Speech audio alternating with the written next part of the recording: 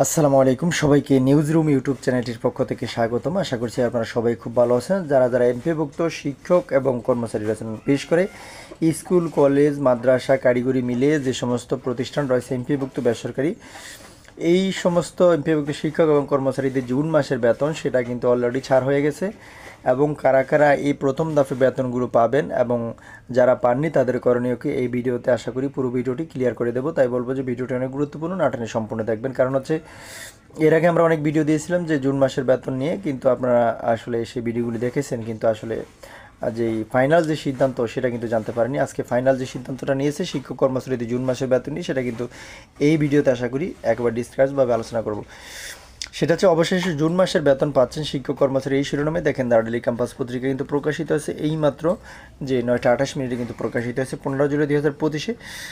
তো এখানে কি লেখা আছে, বেসরকারি শিক্ষা প্রতিষ্ঠানে কর্মরত প্রায় 4 লাখ এমপিভুক্ত শিক্ষক কর্মচারীদের জুন মাসের বেতন ভাতা আগামীকাল ব্যাংকে পাঠানো হবে বলে জানা গেছে। ইতিমধ্যে তাদের বেতন শিট প্রস্তুত করা হয়েছে। অর্থাৎ এই যে 4 লাখ এমপিভুক্ত শিক্ষক কর্মচারীদের জুন মাসের বেতনটা পাঠানোর আগে কিন্তু একটি তালিকা করে তারা, কিন্তু এটা হচ্ছে শিট নামে, সেই শিট কিন্তু ইতিমধ্যে তারা প্রস্তুত করে নিয়েছে। তার মানে এখন আর দেরি হওয়ার কোনো সুযোগ নেই। রোববার 12 জুলাই মাধ্যমিক উচ্চশিক্ষা অধিদপ্তরের এডুকেশন ম্যানেজমেন্ট ইনফরমেশন সিস্টেম ইএমএসএল এর কর্মকর্তা দ্য ডেইলি ক্যাম্পাসকে তথ্য জানিয়েছেন। দেখেন 12 তারিখে জুলাই মাসের যিনি এই দায়িত্ব থাকেন অনলাইনে এই সমস্ত বেতন কার্যক্রম করার জন্য, এই সিস্টেম অ্যানালিস্ট, তিনি জানিয়েছেন কিন্তু যে আগামীকালই কিন্তু আমরা তাদের বেতনগুলো ছাড় করে দেব।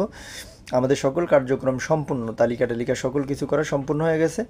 ইএমআইএসএল-এর ওই কর্মকর্তা জানান, 2 মন্ত্রণালয় অনুমোদন chief accounts office আইবাস double plus software তথ্য আপডেট সহ নানা কারণে বেতন দিতে কিছুটা দেরি হয়ে গেল। আগামীকাল সোমবার তারা বেতন ভাতা পাবেন। এখানে দেখেন কি লেখা আছে যে তারা জানিয়েছে যে এই জুন মাসের বেতনটা দেরি হওয়ার কারণ হচ্ছে সফটওয়্যার যে আপডেটটা দিয়েছিল তারা, সেই আপডেটটার কারণে এবং অর্থাৎ আরও কিছু যাবতীয় কার্যক্রম রয়েছে সফটওয়্যারের বেতন ভাতা দেওয়ার আগে, সেই সমস্ত কারণে কিন্তু এই জুন মাসের বেতনটা এবার দেরি হয়ে গেছে।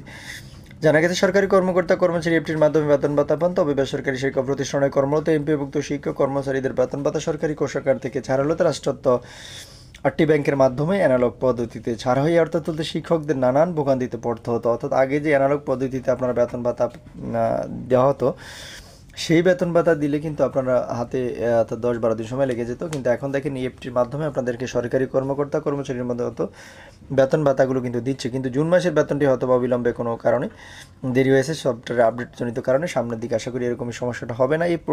এর পরিপ্রেক্ষিতে গত বছরের 5 অক্টোবর বিশ্ব শিক্ষক দিবসে এপ্রিলে বেসরকারি শিক্ষকদের এমপিওর বেতন ভাতা দেওয়ার ঘোষণা দেয় শিক্ষা মন্ত্রণালয়। প্রাথমিকভাবে বেসরকারি এমপিভুক্ত স্কুল কলেজে 209 জন শিক্ষক কর্মচারীর অক্টোবর মাসের এমপি এপ্রিতে ছাড় হয়। পরবর্তী সময় গত 1 জানুয়ারি 1,89,000 শিক্ষক ইএফটির মাধ্যমে বেতন ভাতা সরকারি অংশের টাকা পেয়েছেন। আগামীকাল সোমবার তারা জুন মাসের বেতন পেতে পারেন বলেই জানিয়েছেন সংশ্লিষ্টরা।